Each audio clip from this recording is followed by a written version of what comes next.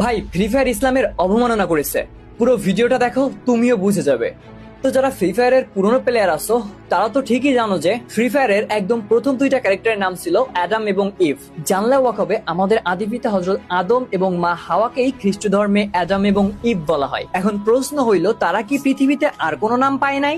জানি অনেকেই বলবা, ভাইয়া এই ক্যারেক্টার দুইটার নাম তো এখন পরিবর্তন করে দেওয়া হয়েছে। তাহলে মন দিয়ে এই ভিডিওটা একবার দেখো। খেয়াল করেছো, এই যে একদম হুবহু কুরআন মাজিদের শেপের মতো দেখতে। আরো অবাক করার মতো বিষয় হলো, এই যে গুলালের স্ক্রিনটা, এইটা দেওয়া হয়েছিল রমজান মাসের বুইয়াফাসে, অর্থাৎ যে মাসে মুসলমানেরা সব থেকে বেশি কোরআন পড়ে সেই মাসে গুলওয়ালের এমন একটা স্কিন দেওয়া হয়েছে যেটা একদম কোরআনের মতো দেখতে। আশা করছি তুমি আমার কথা বুঝতে পারছো। একবার কল্পনা করো তো, গেমের মধ্যে শত্রুরা এই গুলওয়াল ফেলেছে তোমার হাত থেকে বাঁচার জন্য, আর তুমি তার গ্লোয়াল ফাটাবা বলে ওই গ্লোয়ালেই গুলি করতেছো। বাট তুমি নিজেও জানো না যে তোমাকে দিয়েই ইসলামের এত বড় অপমান করা হচ্ছে।